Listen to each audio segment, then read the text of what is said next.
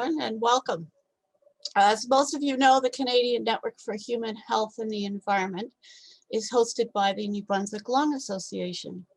Our members are with civil society organizations, our health professionals, researchers, policymakers, and other Canadians interested in human health and that of the ecosystems that support us and all life on Earth.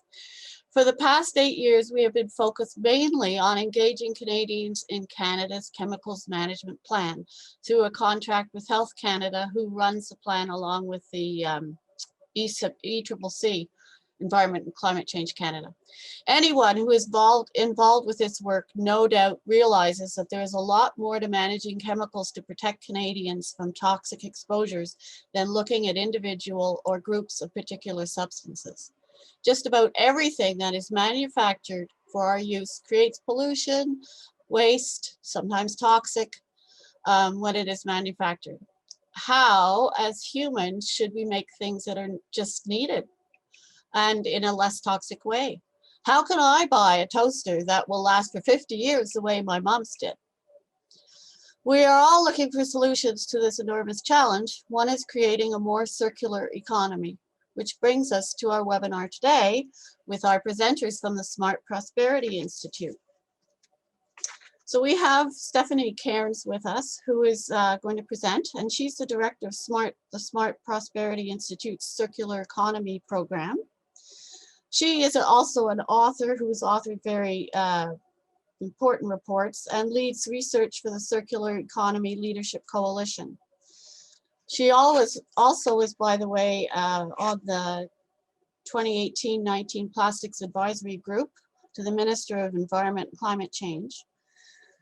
She's advised a Prime Minister, a Premier, several Cabinet Ministers, and authored several dozen major reports. She has an MSc from the International Institute for Industrial Environmental Economics, Lund University, Sweden. Alice Irene Whittaker, her co-presenter, is the Director of Communications for both the Smart Prosperity Institute and the Circular Economy Leadership Coalition. She has been involved in several international development organizations and is also a writer. She has twice been shortlisted for the CBC Literary Awards and also has won a Bill and Melinda Gates Innovation Award for her innovative work at the intersection of gender and environment in Cameroon. And she is a mother of 3 children and lives in a cabin in the woods in Quebec. So I'm very pleased to present both of you, and I will give it over to you. Thank you so much, and thank you for the opportunity to speak to all of you today. I'm just going to do a screen share and we will get started. So Alice, Irene, could you just confirm for me that we've got the slideshow starting? It is starting, but not in the present. Oh, there, perfect. Okay. Looks good. Great. Thank you. So first, a few words about the Smart Prosperity Institute. We're a national research network. We do both academic research and public policy research. We're also a think tank based out of the University of Ottawa. And our focus is doing research and working with both public and private partners to advance practical policies and market-based solutions for a stronger, cleaner economy in Canada. I lead the Circular Economy program, and I'll open by a brief introduction to what is a circular economy. Then Alice Irene will follow with some specific examples of what this looks like at the household and community lens. And finally, I'll wrap up with some more thoughts on key questions about what it means to transition to a more circular economy, including hopefully time to respond to your questions and conversations. We've tried to leave a good chunk of time at the end of the session. So why the interest in a circular economy? Basically, because our current system of economic production is on a trajectory that even conservative think tanks such as the OECD characterize as likely to jeopardize future gains in human well-being. Human society is generating increasing amounts of waste, and the demand for raw materials is escalating, driven by a growing global population and rising material standards of living, a projected doubling in global materials use by 2060.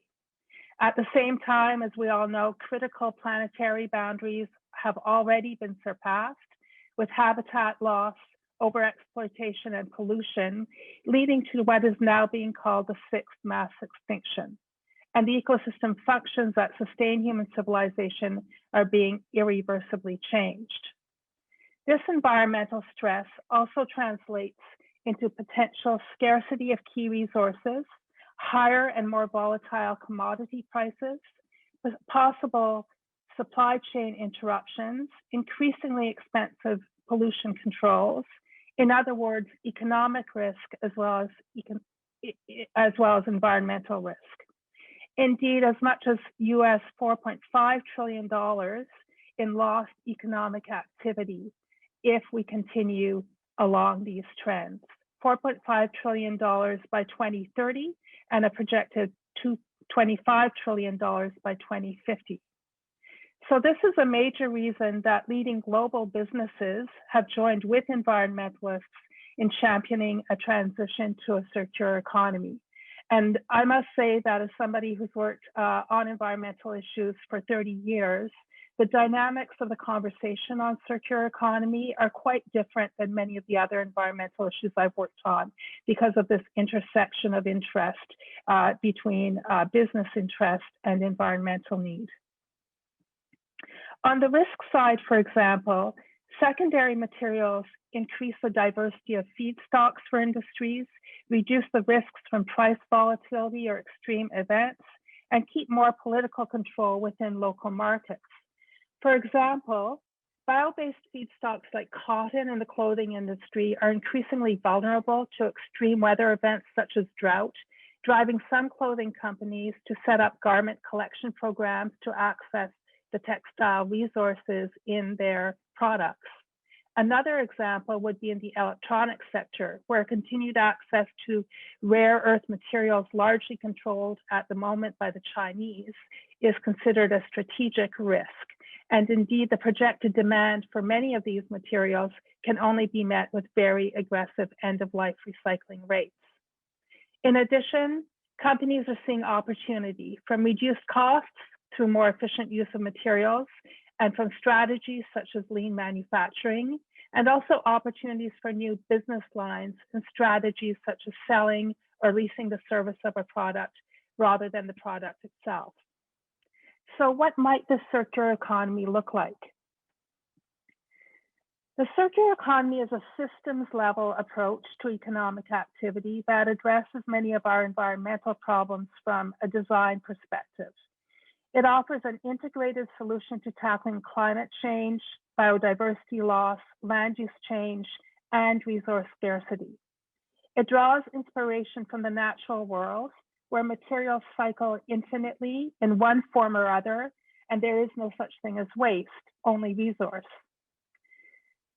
So to draw on the thinking of the pioneering organization in this field, the Ellen MacArthur Foundation, there are three principles for a circular economy. One, design out waste and pollution. For example, design out the release of greenhouse gases. Two, keep products and materials circulating in the economy using things rather than using them up. Three, regenerate natural systems, for example, by avoiding the use of non-renewable resources and preserving or enhancing renewable ones where possible. On the left here, on the left here is a stylized sketch of the system we now have, a linear system in which more than 90% of the resources which are being extracted for the global economy are used once only, and then disposed of. And not only are these materials being disposed of, they are lost to the economy because there is a tremendous embedded economic investment in these materials, and many valuable materials are literally being thrown away. Not only materials, not only dollars, there's also the water, energy, pollution, and land use impacts associated with each pound that is going to landfill or incineration.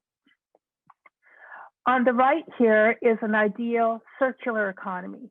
In this ideal circular economy, a growing portion of future material demand would be met by cyclical materials powered by net zero carbon energy systems, allowing for economic growth to be decoupled from expanded resource use and environmental impact. Resources will be used more efficiently and continuously cycled by reusing, remanufacturing, recycling products and their materials, and these secondary materials become significant sources for supporting the material security of tomorrow's growing global population and rising prosperity levels. Now, there are many competing diagrams and ways to visualize the circular economy in more detail. The one that we use at Smart Prosperity Institute is one that was developed through a large stakeholder process in Quebec. And it groups circular economy strategies into 4 clusters. And these are deliberately presented in a hierarchy or a ladder, which prioritizes eliminating resource use as the highest strategy, then reuse, and only then materials recirculation. So this is a bit of an inversion of perhaps the current emphasis that we have that in how we approach, say, recycling, where although there has been a waste hierarchy for a long time, most of our efforts have gone into the recycling side of the waste hierarchy. So in this ADEC approach, the first question is, can we rethink how we use resources to reduce resource consumption and preserve ecosystems? We can do this by rethinking how we design products and more responsible approaches to consumption, such as banning single-use plastics. Next, can we optimize how resources are being used through more intense use of products we have manufactured? For example, shifting to a sharing and collaborative economy so that items once produced do not sit around unused.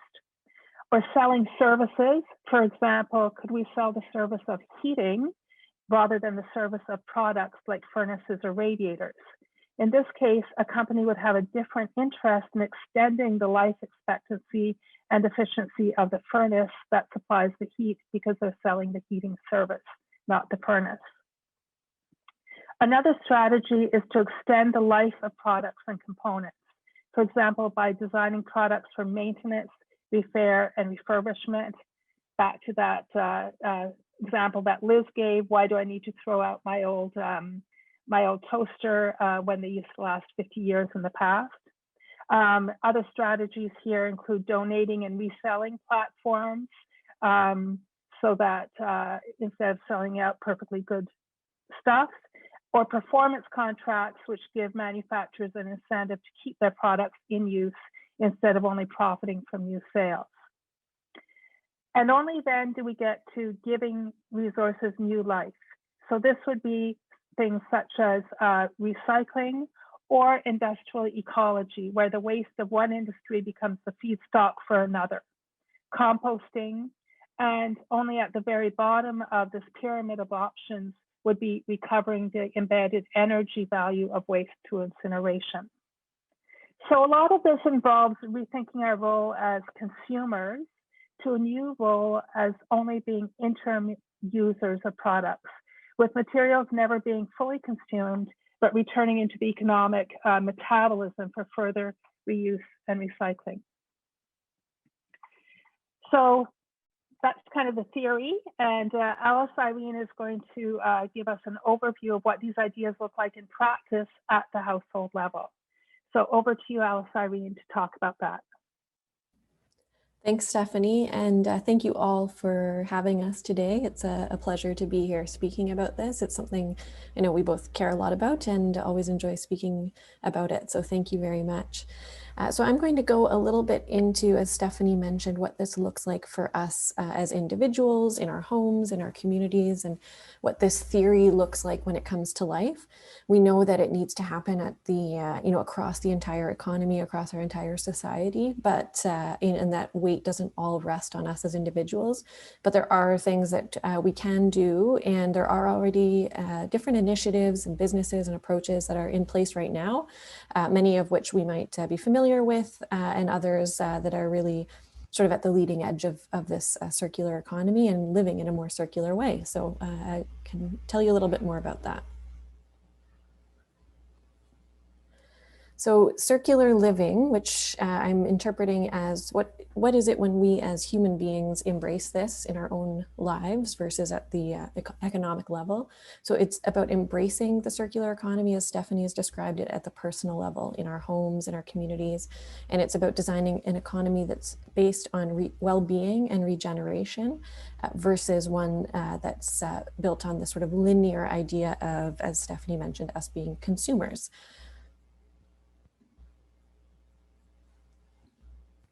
So we want to reimagine how the world looks overall, reprioritize what's important to us. And it really is this idea of requiring systemic change. So it isn't just, as I mentioned, on our shoulders to do it alone. It does need to happen at the systemic level, but there are things that we can do to move that along as well.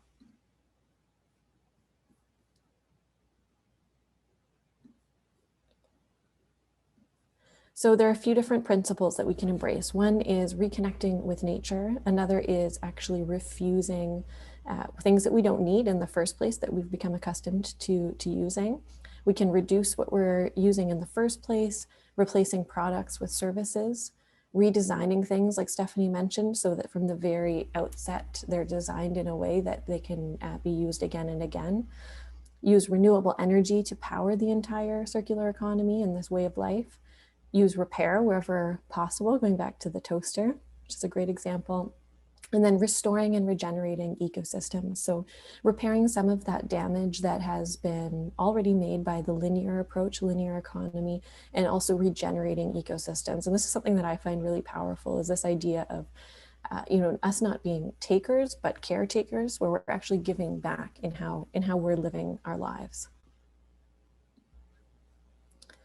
So a lot of this is about rethinking purchasing decisions in the first place from the personal level. So we know, waste is designed out of the system in the first place. We want items to be designed to last and select things that can then be repurposed. They don't maybe just have one use, or if they do, they can last for many generations instead of that one use and then they go to landfill. Choosing items that are powered by renewable energy and how they're created and how they're distributed. Choosing secondhand goods is a great way as well to do this, and something that I imagine a lot of us here on this call already are doing. And then finding services that might replace products that we can use and even share in our communities and our buildings, across our homes, whatever that looks like in our own unique circumstances. And then supporting local and regional economies where we know what's the, how these products got there in the first place, who's making them, supporting our local makers and crafters and artists, woodworkers, whomever it is, wherever possible. And something that's really important to me in this though too is, letting go of guilt when we can't do these things. The systemic change at the economic and societal level really does need to happen for this to be accessible for everyone and for it to be the way that our society is working, and not just the onus on individuals to do this and then berate ourselves when we can't. So I think we just need to do our best at it and then push for the larger systemic changes wherever we can that make this possible for everyone. So there are already a lot of people interested in this. It's actually growing in popularity all the time, which is really exciting, including, all around the world, but including here in Canada too. So individuals are embracing, secondhand, as I mentioned, mending, swapping, thrifting, upcycling, zero waste, which I always flinch a bit at the zero because we can aim for that, but low waste, subscriptions, circular materials, and things like tool libraries where we're sharing with our communities. Small businesses are turning to circular practices, and I'm going to go through a few of those. There's some really interesting examples where these businesses are reducing waste. They're using waste as a resource. So what one business might consider their waste, and they have a problem with disposing of it, for example, another company can use that as a resource. Subscription models where people are using things for a shorter amount of time and rental. And then there are larger businesses too who are expressing their commitments to eliminate plastic waste, to go net zero, to go circular, and some of them are already putting that into practice, and others aspire to it in certain frameworks, or sorry, timeframes that they're committing to. Farmers are a really inspiring example of living in a circular way. So there are farmers in many of our communities and across the country that are using permaculture and regenerative approaches, but really take their inspiration from nature's cycles and work in a way that actually gives back to the soil, for example, instead of extracting from it endlessly and expecting it to sustain us, which obviously can't work indefinitely. So farmers are at the forefront of this in a lot of ways, and are often, either in our cities or around our cities, we can support them and what they're doing. And then cities are setting goals and developing roadmaps to achieve circularity as well through a number of these principles that others are working on. So whether that is, changing the way the cities are structured and people are getting around, or reducing waste across the city, that's that type of thing. And we'll talk a little bit more about some of these examples. So I'll talk about some home examples, fashion, which is really rich in some examples of this, food and farming, and cities and communities. So this is an example called Unbuilders, which is quite fascinating. So it's a small company in Vancouver, and they salvage timber from houses that are slated for demolition. So this timber would otherwise be thrown out. And this salvage timber that's from many 100-year-old growth harvested trees 75 years ago or 150 years ago is highly valued by furniture makers and green builders who are struggling to source that eco-certified wood for construction. So there's also a fascinating effort called Buildings as Material Banks. So this isn't in Canada, it's an international one, but it's a collaborative which is working on this reversible building design. So basically, they're easily making sure buildings are easily disassembled, and then those materials are reused and refurbished in new projects, which just makes so much sense, obviously, instead of that being destroyed or not used or going to landfill at the end of its useful life. Inside homes, there's also some opportunities for the insulation, for example. So there are things like straw bale insulation, which is truly circular. It takes a waste product and gives it a useful life. And once the edible part of a crop, like wheat, let's say, has been harvested, the stalk that remains can form a straw bale. This is, I think, at the beginning of this call, there was some conversation about, in the intro, the connection between human health and planetary health. And this is one of those things where an initiative like this, like straw bale insulation, is good for so many things. It's good for our personal health and cutting down the toxins that are in our homes. It is inexpensive and cuts cost. It's very effective because it has a high R value, so it resists it keeps that heat in our buildings when we need it. And they have low embodied energy, so they do not take a lot of energy to produce, and it lowers the emissions generated even at the outset. And they can actually be more resistant to fire than what we're traditionally using. And at the end of 100 years of keeping us warm in our homes, they're biodegradable. So it's one of those examples where it's good for us in cutting down toxins in our homes. It's good for us in cost, and it's good for the planet. And I think that's where a lot of the richness is in these circular approaches that are good for the health of all.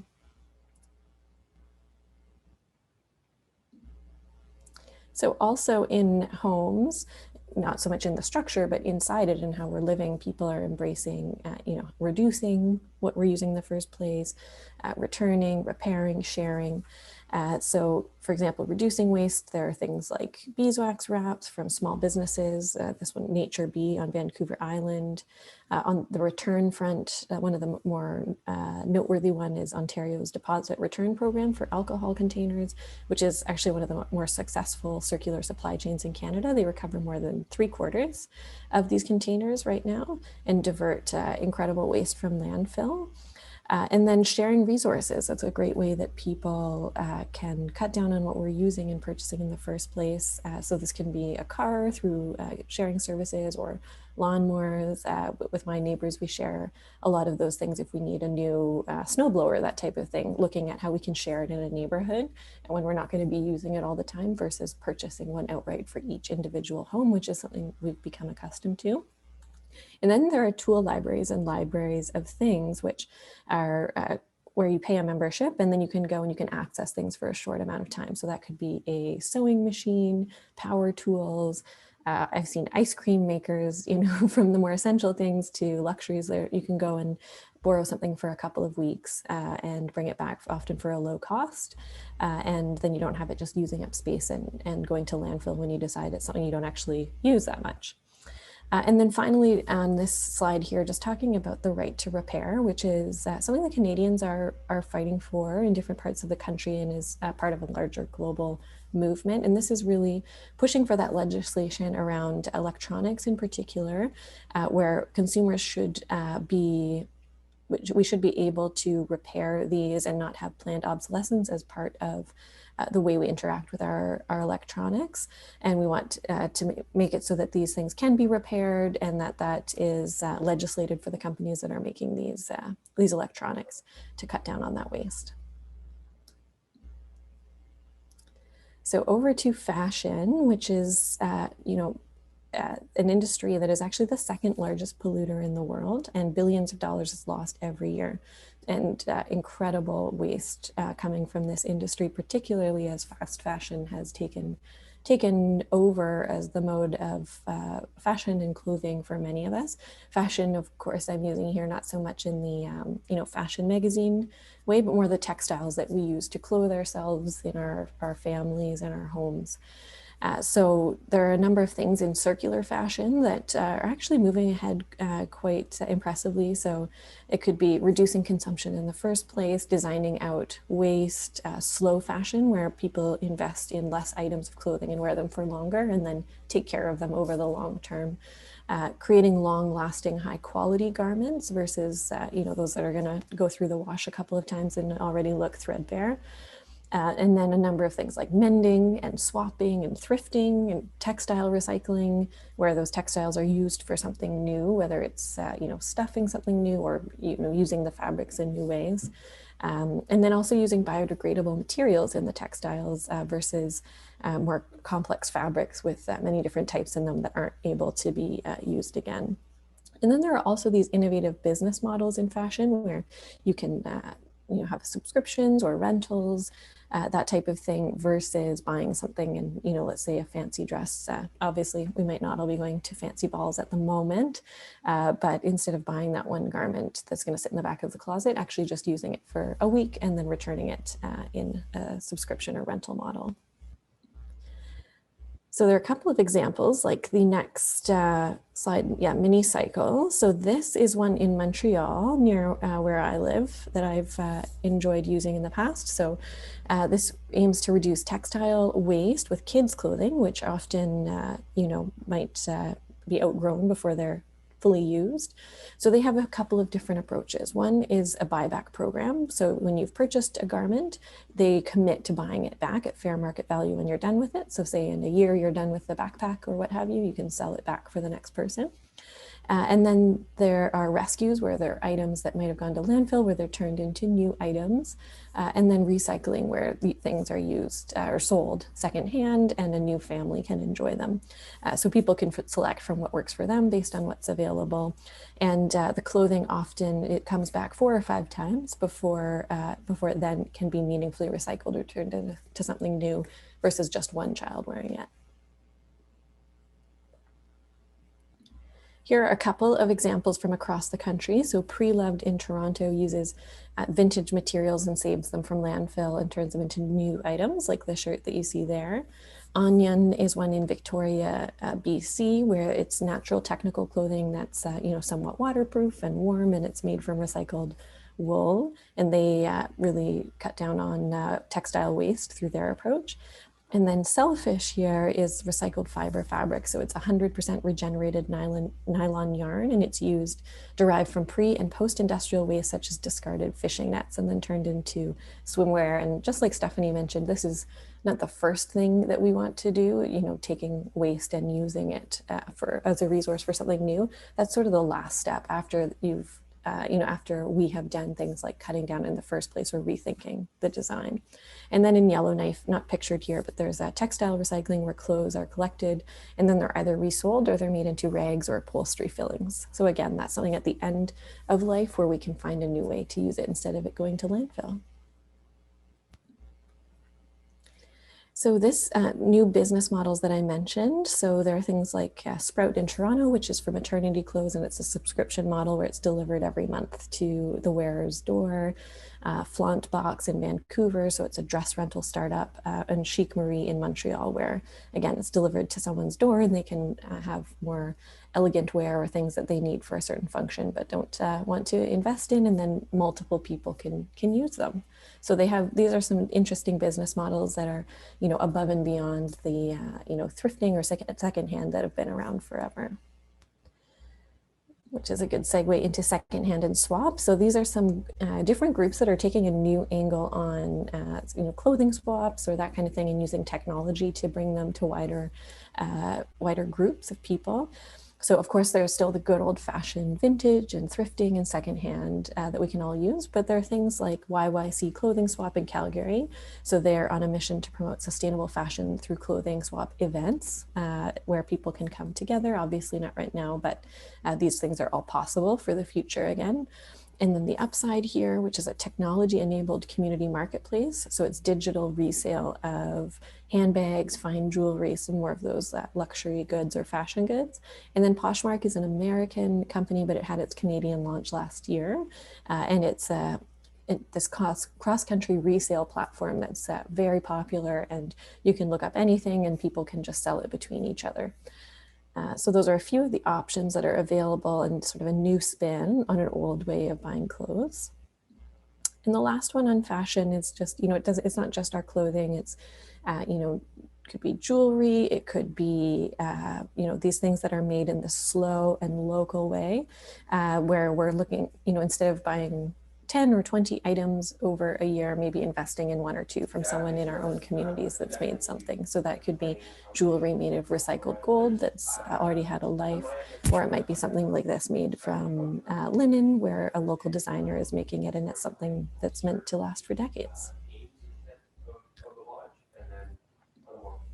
So over to food. Food is a really interesting one, where there are things that we all know that food waste is a huge problem and one that we need to address. And there are different companies like Loop in Montreal that takes imperfect produce that people aren't going to buy because of the imperfections, or it's not as attractive as we like it to be, or as a culture right now, and how to turn that into new things like cold pressed juice, kefirs, beers, gins, dog treats, soaps, all different kinds of things like that.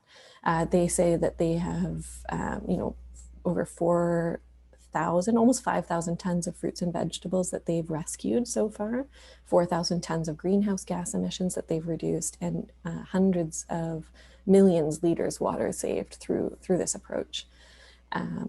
And the next one here is Boomerang, which is a Montreal cooperative. They take spent grains from different microbreweries and they turn it into new flours. They actually pick it up at these breweries and then redistribute it. And it's a cooperative model where there's a commitment to social justice as well and economic distribution. So it's, not just the environmental mandate. And again, it's that connection. This is that fertile ground for connections between our health and some of our societal injustices and the economy and the environment altogether. Here we have some food rescue. So there's Found in Nova Scotia. So volunteers will come together and harvest and gather food and distribute it, would otherwise go to waste on farms. And so it might be donated to be used elsewhere, or it can be offered wholesale to local restaurants. And they have donated, tens of thousands of pounds of food to food banks and community groups. and they sell it to local restaurants to raise revenue to run the organization as a whole. And then they preserve any food that doesn't have a home right away, so that, again, it's not going to waste, and it's not just in our own homes, that canning and preserving, but doing it on a community level.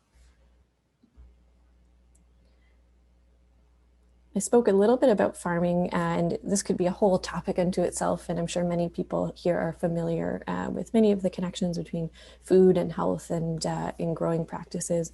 But there are many circular approaches to farming that have been around for millennia and are being reintroduced or re-embraced in some cases, where where farmers are looking to work in concert with nature's cycles and restore rather than deplete the soil. And looking at permaculture and regenerative agriculture. So some of the farms are adjusting to the current needs around the pandemic and even delivering food door to door so that the people have access to this, or they might be reaching marginalized communities that might not normally have access to this food through different programs. So some really interesting work being done by farmers and growers. And lastly, just wanted to talk about a couple of city examples. Again, cities are, if they're seen as sort of a cell and a microcosm of bigger things, a lot of the things I've spoken about can be driven by cities or happen in cities, which often have been sort of, consumers, but how can they be more users, like Stephanie was put so nicely. So Guelph is a great example where Guelph is imagining a food system where there's no such thing as waste and where every resident has access to healthy, nutritious food.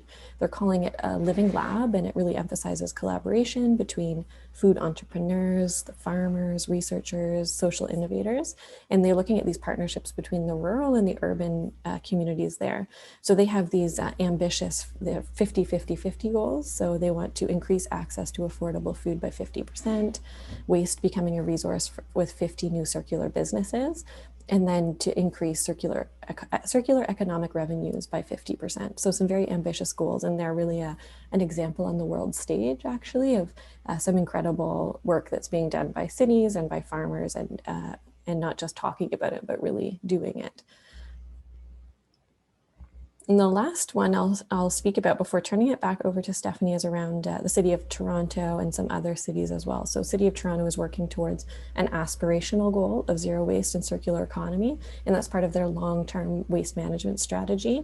And then 5 cities in Alberta are exploring circular cities concepts as well. So they're working with the Recycling Council of Alberta to create roadmaps for how this could look. So that's Calgary, Edmonton, Banff, Lethbridge, and Strathcona. And they're inspired by cities like Amsterdam and others around the globe that are really inspiring in the way that they're doing this, and showing how cities are often a little more nimble than larger governments, regional or federal, that might be slower to move. And the cities can do that in a way that works for their communities.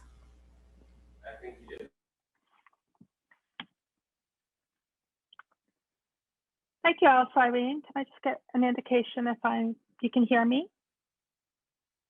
Yeah, excellent. Thank you. So those were numbers of really fascinating examples showing what this is looking like in practice.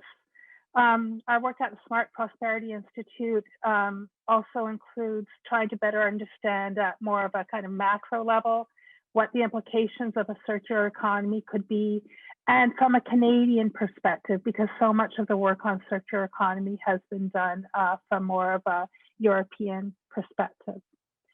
So next I'll cover a few topics of these topics, just to kind of whet your interest in types of lines of inquiry. So one very interesting question is, could a circular economy help Canada to meet its net zero by 2050 climate commitment?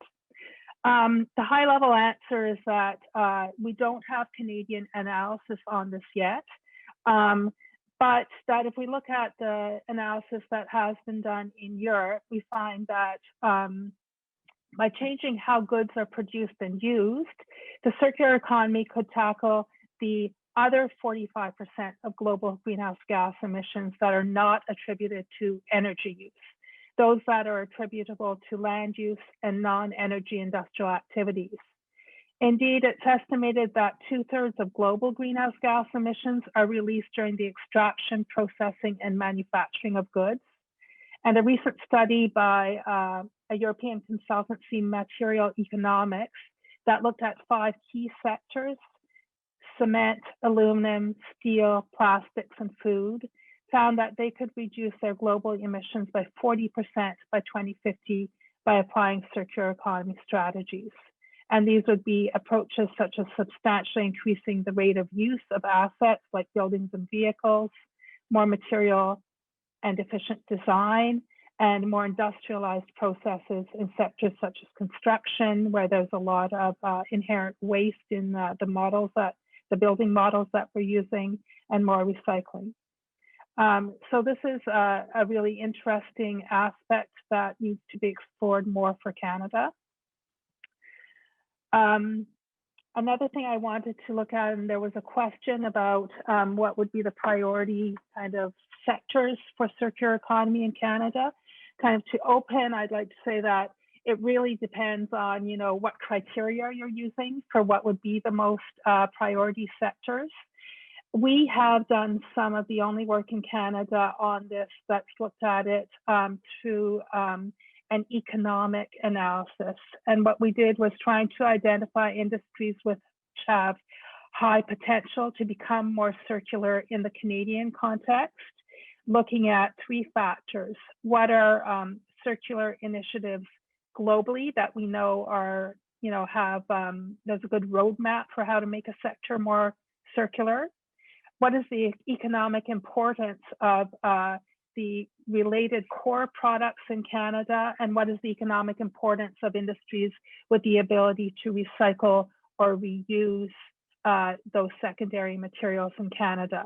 In other words, the lens that we used was in which sectors do we have domestic capability in both the secondary material supply side and the reuse recycling potential demand side to drive circularity independent of more global trends. And what we found is that the industries with the highest potential were construction, way out in its own space. That's the great big brown circle there. Food manufacturing, and a number of aspects of primary metal manufacturing and fabricated manufacturing. Admittedly, this was a GDP analysis, and therefore it was an economic lens, an analysis that would take into a different type of perspective, such as just volume of materials, or an analysis that looked at environmental impacts of materials would almost certainly reach some slightly different conclusions. Another question that we've been looking into in detail is about the fit of the circular economy vision for Canada. We are, after all, a resource-rich nation, and natural resource sectors are very significant in our economy. And the vision and core strategies for circular economy have largely been led by resource importing economies. That's focusing on strategies to close the loop for the waste materials now flowing out of the economy. So one of the questions we've had is, what is the implication of this for an economy that is still has a very major part of our economy in raw material production? At SBI, we've begun initial research on this, starting with looking at mining, minerals, and metal strategies, and from a number of angles. First, we're interested in linking the role that primary material production plays in addressing material security into the emerging narrative and global vision of a circular economy. And this is because circular economy strategies on their own won't be able to support all future demand for materials, simply because A, not all primary materials are fully recyclable at the end of life, and also because growing global population affluence and the increased use of advanced technologies, including renewable energy technologies, are expected to double demand for materials by 2060. But nor can this future demand be met by primary materials alone. So here's an example of this in aluminum. Aluminum demand could increase by 8-fold by the mid-century. And even with hugely ambitious 100% end-of-life recycling rates, secondary aluminum could only meet 61% of that estimated future demand. Another question we have is, what are the potential implications of a future circular economy for the market demand for key primary material resources and commodities. And our insight is that a circular economy will favor durable, reusable, and recyclable compostable materials, and correspondingly will likely increase demand for strategic raw materials and metals that better accommodate product designs to meet those requirements. Thirdly, we're also interested in exploring the role for circular economy strategies and practices in improving the environmental and economic outcomes in primary material production sectors. So all the principles of resource economy apply equally at the upstream resource production stage of supply chain as much as at the downstream. And for example, we see emerging initiatives on zero waste mining being actively explored in that sector, or electrification of mining operations, or the use of hydrogen in steel making as strategies to dramatically reduce greenhouse gas emissions in those sectors. And a last example of the types of issues that we're looking at is looking into what data do we have in Canada and what other data may we need to understand the economy-wide potential for circularity around specific materials. And how will we know if we're making progress in closing the circularity gap? So this diagram is called a Sankey diagram. It's a format that's used to visualize how materials or energy flows through a system. You can see the initial full volume of initial material inputs on the left, and then it breaks into different pathways of use and final destinations of use on the right. And this specific diagram is from a report that was prepared by Deloitte, which for the first time ever showed the flow of plastic resin through the Canadian economy. And the reason I'm bringing it up is that one of the very few such material flow portraits that we have for Canada. In the European context, in contrast, this type of information is readily available for many materials at the national level, at a regional level, and within specific sectors, enabled by work for over more than a decade by Eurostat. So one of the key challenges that we face in terms of moving forward on circular economy in Canada is that we simply don't have the data to do the type of analysis to identify opportunities, whether that be at the pan-Canadian level or even at a community level where communities have very little understanding of the flow of materials at community level, and therefore very little ability to identify where there may be opportunities to turn waste into new value by reusing or recycling it. So those are just a few examples of some of the work that we have underway in our program. We have quite a bit of research underway. I encourage you, we have a series that we're releasing once a month called the Global Sector Best Practices Series. And this is taking 7 different sectors and trying to synthesize what the very best practices are that are being used in those sectors around circularity.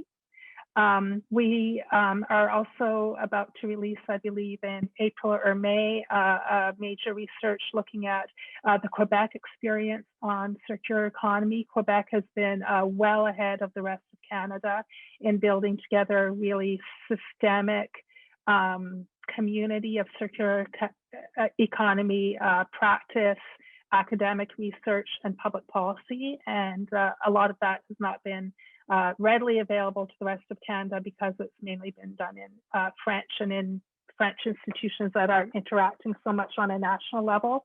So this has been a collaborative effort that we're making with l'Institut EDEC to translate that for the Canadian, a more Canadian audience. And with that, I believe that that's the end of our presentation. Very much looking forward to any questions you have, but equally much to any conversation and comments and thoughts that you'd like to add to the presentation and insights that you may have from the perspectives that you operate from. Thank you very much.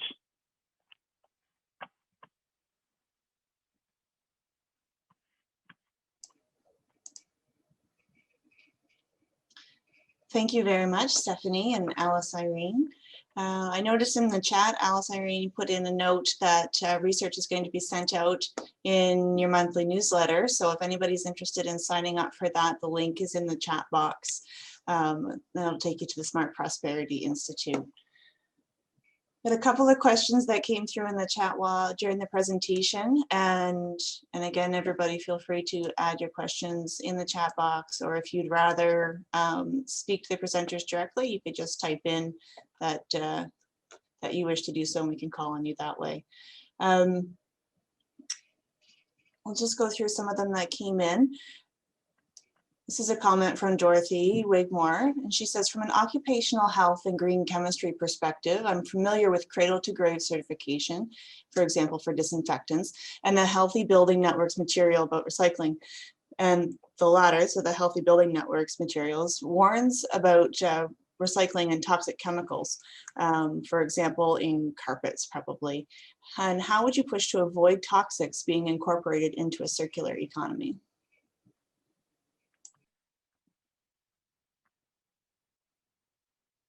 Sorry, Alice and I need a little bit of a signal between us in terms of who's going to take questions. Feel free to, I don't have a lot to add on this, but go ahead. Dorothy, I think that, so first of all, what I'd say is that the kind of chemical and toxicity lens, while it's not absent from the conversation on circular economy, I think has been much lesser focus than simply like the primary focus being on, you know, a radical reduction in material use, which of course inherently would have a lot of upstream benefits in terms of reduced toxins in the primary material production stage. And, you know, as a core principle of circular economy, there is a core principle that we should be able to, you know, biodegradable materials in particular should be able to fully biodegrade into nature and not bring toxins with them. So I don't have a really strong answer in terms of any work that I've done. I'm not saying that it's not there, but it hasn't been a focus of our work. The issues around, you know, recycling, I think vary very much by material. And, you know, this is where some of the circular economy stuff gets very complicated because it's fine to present kind of high level approaches as we have today, but you very, very quickly get into very detailed specifics of individual materials, individual sectors. You know, the conversation around plastics, for instance, is a very different conversation than it will be around, say, building material waste or how to recapture very valuable metals and electronics. Mm-hmm. So you do get very specific very, very quickly. Yeah. I turned my mute off so that you could hear. Aside from Jim Vallette is the person who's written about the, when he was at the Healthy Building Network and afterwards, who's written about the recycling issues. And I'm pretty sure it was carpets. It was something like that. But the other thing that comes to mind that I've written about for schools is the recycling of old tires into this rubber crumble that's got tons of toxics in it and is probably, I mean, instead of people using grass. And so, but it's just people get caught up in this, oh, it's being reused, you know, we're recycling this stuff, and without thinking about what it is that's actually being recycled and what the consequences are. And it seems to me that sort of this whole, partly because I do occupational health, and so I think, what about the workers all the time? In the question I regularly bring up, it's sort of related to that, and that's sort of you know, where's that lens that says, what the hell's in this stuff anyway, and is this something we really want to recycle, or do we want to keep it going, or is this something we really just want to get rid of in some way if we can't really use it? So Anyway, thank you. That makes a lot of sense, and I just wanted to add another example that I've read about that I'm not an expert in, but is around the recycling water bottles into garments that we wear on our skin, for example. And there's been a real push to that. Oh, look, these leggings are made out of water bottles, kind of thing, and that might have all these other health implications that we don't want to get into. And so that's wherever obviously there's the, where we are right now, but in moving forward, how we rethink and redesign things in the first place so that we're using, as Stephanie mentioned, completely biodegradable, truly go back to those principles upstream when we're creating it versus dealing with the problem further down the line when there are always these issues, it seems.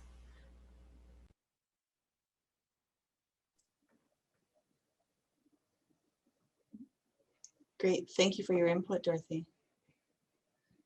Where did my questions go?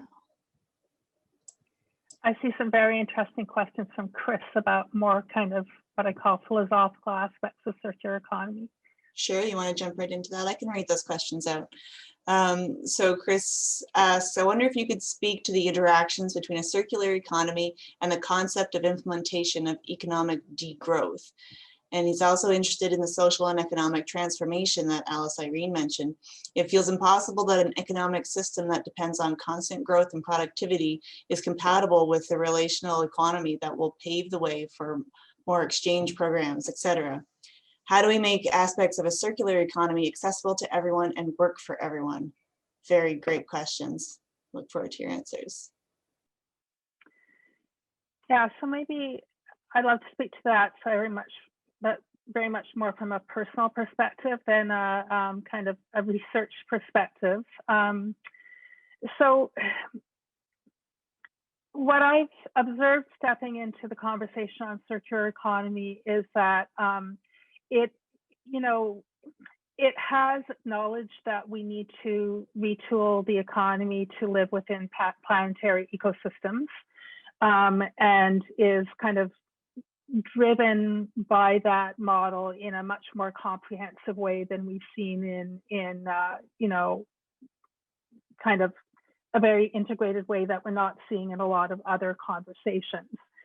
And yet, the business interest in this is very much around, continued economic growth and the lure that we can expand economic growth without expanding, and in fact, hopefully while reducing resource use on a net basis, not only on a per capita basis, but on a net basis. So I think that the proof is yet to be found there. There are really interesting examples and innovation happening in that space around trying to find, are there different ways to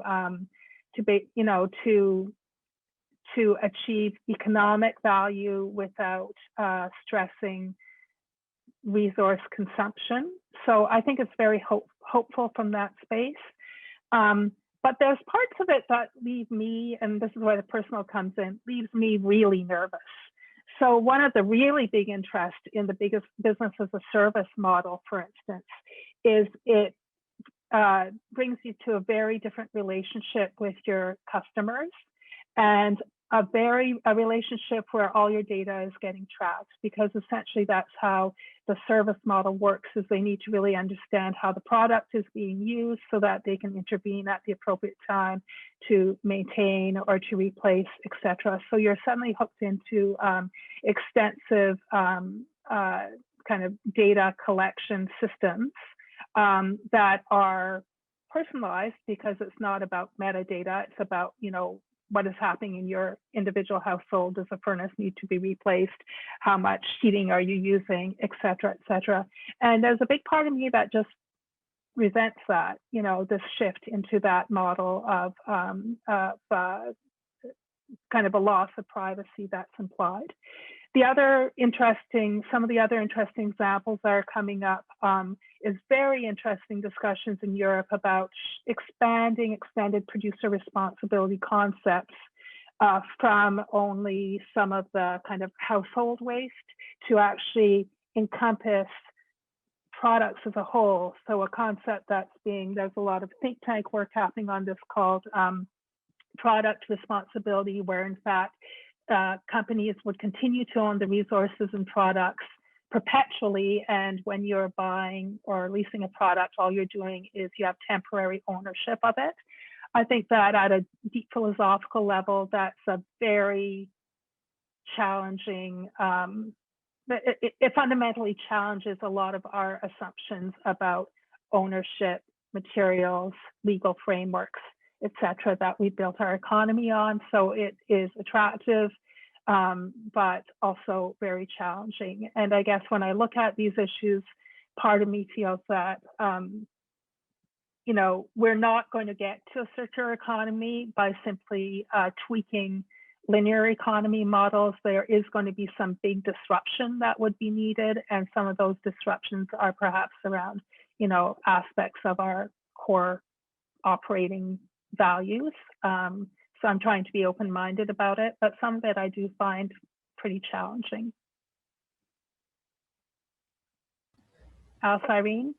Yeah, that's a lot of that resonates with me, and I'll add that again on sort of the personal level, for me, where I think that the circular economy would not fulfill its potential and just be more of the same in a lot of ways, as if it's divorced from larger issues around what is our relationship to nature, what is the kind of society that we want to build. Those sort of questions, if we look at it, if we just peel off and segment it and look at it in this way of like it's just about waste, which sometimes it's a conversation around waste management and gets sort of pieced out, then it's not going to fulfill the potential of transforming and solving many of the problems that we find ourselves in. Maybe an example to bring it a little to light was I was reading a really interesting article yesterday around, you know, looking at the circular economy in the textiles value chain through a feminist lens. So, you know, what does this mean for, you know, there was a comment earlier about the workers, like the workers that are predominantly in textiles, like what about, you know, changing the business model so they're more cooperative and that people aren't facing injustice in the workplace, that type of thing, and looking at, you know, how does feminism play into, for example, that entire value chain, and what interventions can be made to make it more, you know, gender equal and where people aren't being exploited and that type of thing. So I think if we take a circular economy away from those, you know, conversations about what we've been as a society for a while and what some deep roots that we've put in around some of those things, that I think it won't fulfill its potential, and it would be more just like another thing that people are trying. Excellent, thank you for that.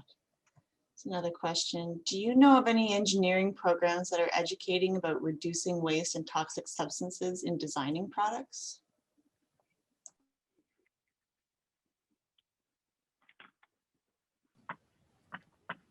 I don't personally. I'm not saying they don't exist. That was very much the work that I went to Sweden to study in my master's program. At the time, there wasn't much in Canada happening on those issues, but I'm sorry, I just don't know from that perspective on product design. There is the first ever program in Canada at University of Victoria, which is looking at what I call it kind of a circularity perspective on civil engineering. So looking at civil engineering through a whole number of green lenses, not so much kind of the planning side of it, but more the materials that are used and how they're used in urban development.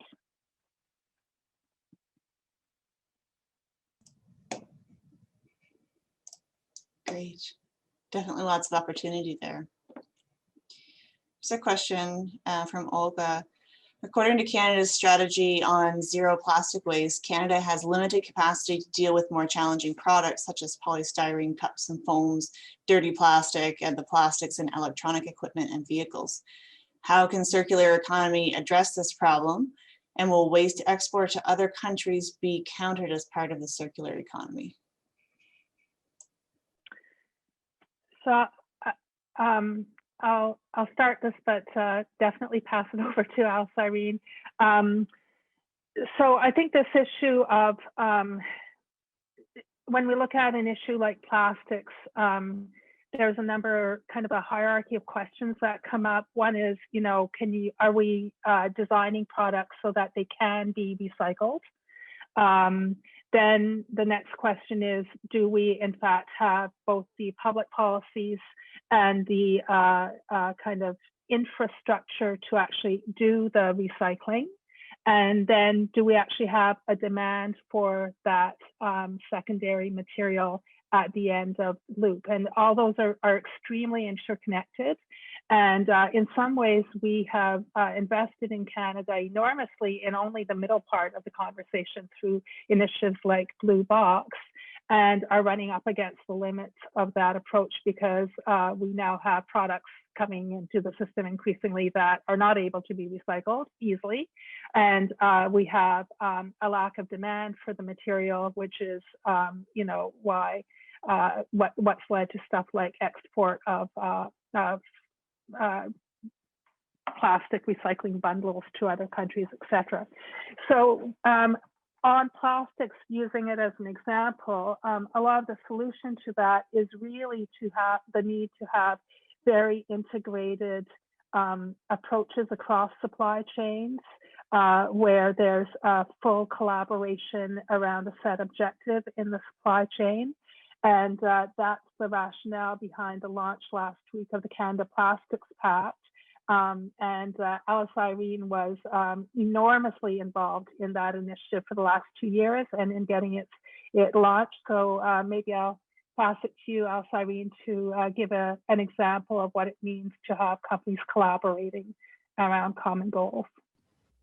Absolutely. Yeah, it's a very timely question. And like last week, we did launch the Canada Plastics Pact, and we were instrumental in that. And it is about that, all these different players across the plastics value chain coming together and working together, which is quite complex business, as you can imagine, when you have many different stakeholders. So what it was that launched last week was this group of 40 different organizations, major businesses, many of the largest retailers, grocery stores in Canada, as well as NGOs, plastics manufacturers, waste management organizations. So all of these different groups that have different challenges around plastic waste, and no one group can solve it on their own, and working together as part of a global plastics pact. So we just launched the Canadian one, which is the 10th country to join, and there's a global plastics pact. And what the groups do is aim for 4 actionable targets by 2025. And the first one really speaks to this question, and it's around identifying unnecessary harmful plastics that need to be completely eliminated. So that's the first of these 4 targets. And so what is unique and exciting about these groups coming together is that by signing on to these targets, they all work together and literally get into a room and say, okay, we're a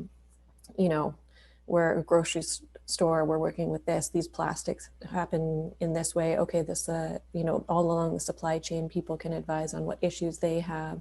Many of the questions that are coming up here, like these really intricate, questions about how to make this work, and all the groups come together and are going to make a roadmap to reach these 4 targets in the next 4.5 years, which is quite ambitious. So it really takes, a lot of consensus building, relationship building, breaking down those silos between different groups to actually come forward with the solutions. And then having these large, major businesses on board is key in terms of having the scale to make the changes and send those signals out to all of the different players along the value chain. So I'll just throw the link into the chat box there. You can see a little bit more, for example, what those 4 targets are that they're publicly signing on to. And it's not just, so they're it's not just those groups, but it's also others that are going to help them make that happen, from civil society to government to all different organizations that might not be you know, they might not reach those targets for themselves, but they're contributing it to it in how they work together.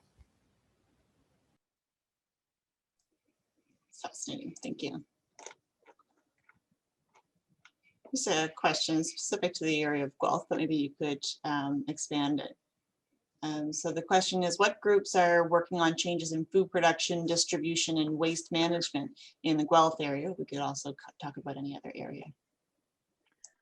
Well, no, we'll talk about Guelph because Guelph is really the living lab for this in Canada. So a program that is an enormous partnership between many parts of society in the Guelph-Wellington region. The program's called Our Food Future. And it was one of the winners of the Smart Cities Challenge that the federal government ran. And it is, I think Alice Irene showed a slide about what their objectives are. Their objectives are a reduction in food waste, 50 new businesses using food waste, and 50% increase in the nutritional values of food in the community. So a very integrated perspective that, of course, is also building on the University of Guelph's, global status as one of the top agriculture and home economic agri-food universities globally. And it's very interesting seeing what they're doing. A lot of what they're doing is accelerating a lot faster than they expected and is based on really bringing the lens to this issue and facilitating new partnerships, identification of new opportunities in the community. So their goal of 50 new businesses was supposed to be reached over, I think it was I'm forgetting if it was a 5 or 10 year period. It's irrelevant because actually they've achieved it in their first year and a half. And part of this has been just doing things like mapping of what waste is happening in the community, putting up, they have a plan now to be setting up a waste exchange bulletin board where potential waste is identified so that people can go and look at opportunities. There's other tools that are used, such as waste date nights, essentially, where people come to events where they're like pitching, okay, we've got this waste, what, does anyone have a potential use for it? And, what they're finding is that an increasing number of partnerships where companies that used to have to actually pay for their waste to be disposed of have now found a business partner who's willing to pay them to use the waste in another application. And one of the really interesting things about the Guelph experiment is how much the success there is based on building this community of engagement, community of support. It does need information, it does need kind of champions, it does need coordination, but inherently this opportunity has been latent in the community all along, and it just needed to be tapped and empowered. I will say though that, as they go through this, we're just scoping a project where we're going to be trying to identify what barriers are being faced as they're trying to grow this more circular food economy in Guelph. And they certainly are using, they certainly are facing some barriers, largely around regulations that have been set up with other purposes in mind, and often health purposes, and sometimes dated on, sometimes based on quite dated perspectives about what recycled or reused content would be. And in some place like the Netherlands, which has a very aggressive circular economy agenda, what they're doing is supporting new initiatives through something called the Green Deal, where basically they are trying to break down the regulatory barriers. And there's a pledge that they'll work with companies that are trying to advance circular initiatives to break down the regulatory barriers that are impeding that movement forward.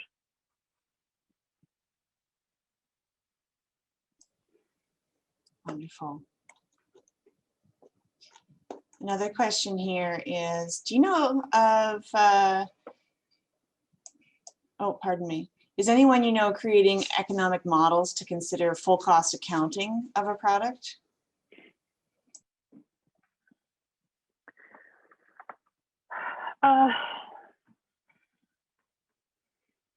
So at a theoretical level, or so they would actually show up on you know, in a shelf price. I do know that there are experiments underway with at least informational, you know, informational labeling, where you would have like the price on a product, and then there's kind of the shadow price for various aspects of the product would also be listed, but obviously not being charged at the till. There are certainly kind of from a full cost accounting perspective, there's, you know, efforts to look at individual products. What I feel is that it's very difficult to translate that into a direct market price in the marketplace, because I mean, look at the struggle we're having simply around pricing of carbon, one single aspect, right? So there are kind of policy options to try to integrate a better reflection of price full cost in the marketplace. That would be around looking at issues such as, you know, are we properly pricing? You know, should we be withdrawing a lot of the subsidies that are there for primary material products and not there for secondary products, for instance? So can you actually get products moving to the economy with better pricing those? But as anyone who's been in this field for a long time knows, you know, those conversations have been around for a very long time, and only very small progress is being made on them.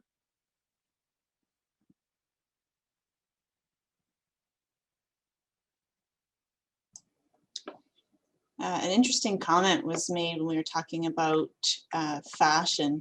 And Olga says the production of polyester alone is leading the annual greenhouse gas emissions equivalent to 180 coal power plants.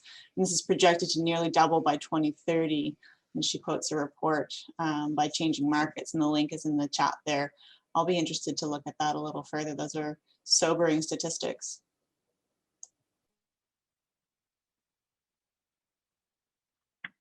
Yeah, there's a lot of possibility in fashion, and it's one of those things where there's, you know, work happening on you know, a technical level looking into it, and then it's something that's, you know, comes up in vogue and different, you know, like it's really been embraced, I think, in the fashion community in certain subsets, and is there's a move to go into a more circular direction, and I think part of it is because it is such a harmful industry at this point, and sort of the writing's on the wall in terms of needing to make some changes.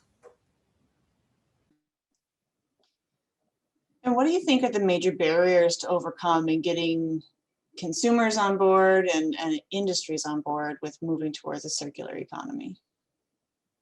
Sort of two-pronged question.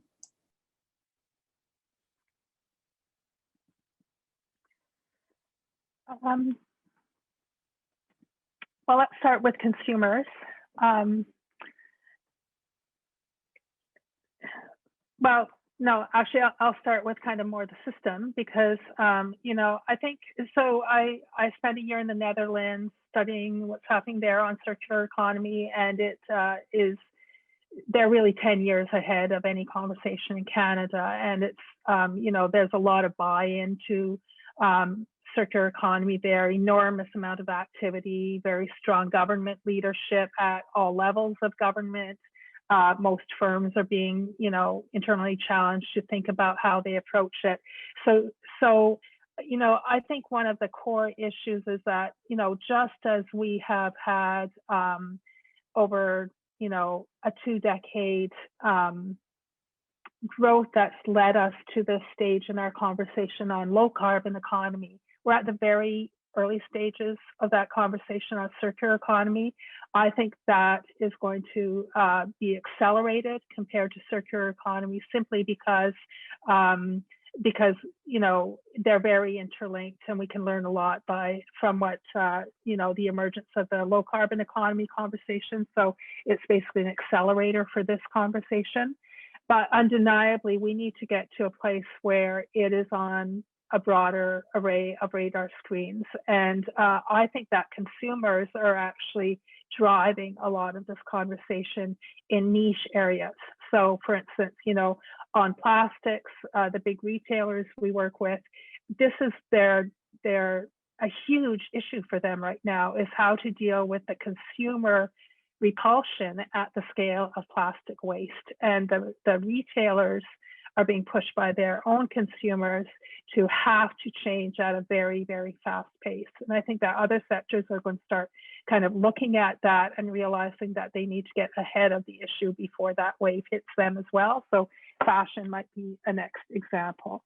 That being said, within the industrial side of it, one of the big challenges on this topic is that it is a very, very systems topic. It's very difficult for an individual firm to step out and take independent leadership on it, because it's really about complex supply chains interacting, about logistics systems that need to suddenly be restructured because you're dealing with waste being returned as well as materials going out in one direction.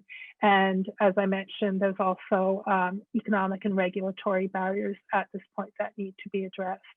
So every time I'm asked a question like this, I kind of go back to the fact that we really need a societal conversation, a system-wide conversation where everybody identifies what their role is in a bigger system of change that is needed. Thank you. Olga, I see you have your hand up. You're welcome to turn your camera on and or, well, your microphone and or camera. Yeah, so thank you very much. Like, just very quickly, I'm sorry, my camera is not working properly, so it's a bit of a challenge for me. That's no But problem. I just wanted to say that it's very important to communicate correct information to consumers, because when we are talking, for example, about biodegradable products or biodegradable waste, and if we put this kind of logo on plastic products, we need to like tell consumers that, first of all, biodegradable does not mean compostable easily, or does not mean free from toxic chemicals. It's absolutely different things. So biodegradable may be contaminated the same way as other plastic. And also biodegradation cannot happen in your backyard or in your compost, right? So it's very important to communicate this kind of information to consumers. And it is not only about plastic, but for example, about textile, because textile is largely made of plastic, right? Especially synthetic textile, it's like plastic. And so when we say biodegradable clothes, it's not, because this is the same thing as with plastic. So communicating just correct information to consumers is the key, actually one of the key points to the circular economy, to the safe and toxic-free circular economy, unless we achieve like a completely toxic-free product from the design, which is still a huge challenge, right? We are working in this direction, but it is still a huge problem. But start working with consumers, it is more than timely now. Yeah, thank you so much. Thank you, Olga. 100% agreed. And you know, what I'd add is that, you know, getting back to that whole systems issue, like even the example on compostable material, you can have a compostable material, but no capacity in your region to actually enable the composting because, you know, it perhaps is composting that has to be done at, you know, very high temperatures, etc. So we're really talking about kind of a really integrated system that's needed to enable a lot of these solutions.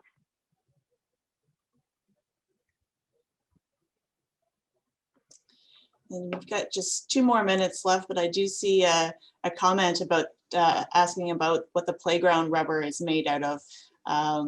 And that comes back to, I think Dorothy had mentioned the playground rubber being from recycled tires. Dorothy, have I got that correct? Are you still with us? Not sure. In any case, there was an earlier conversation about some playground material being placed to, I don't think it's to protect the children from the soil, more so as an erosion control, but it's definitely widespread. And I do believe it's tires, yeah, that are being shredded up. Yeah, near me, there's a really neat, Risk playground that is complete. It's made of just wood, and different, climbing things for different ages. I think there's like one plastic slide, but everything else is to encourage risk, and it is made of completely natural materials. But those are the sorts of things that are like wonderful examples and aspirational to move towards, but it needs that real systems change in how we're operating, not just in one specific community for a specific group of people to access, but really operating in that way for all of us. And Meg Sears has an interesting comment too about PFAS is an important contaminant, both of plastic and also in cardboard and paper substitutes for plastics. So that results in environmental contamination with very persistent chemicals. She's linked into some references there. So that's another harken back to the toxics issue and how this needs to be part of the overall conversation. Great, and with that, we've reached the end of our 90 minutes together. If anybody wants to follow up, they have follow-up questions for Alice, Irene, or for Stephanie, you can contact us at CNHHE and we will forward them on to you. Thank you for being with us today and enjoy the rest of your day. Thank you, everyone. We really enjoyed this perspective on the topic. So we learned a lot from you today as well. Okay, thank you. Thank you very much. Bye-bye. Thank you, everyone.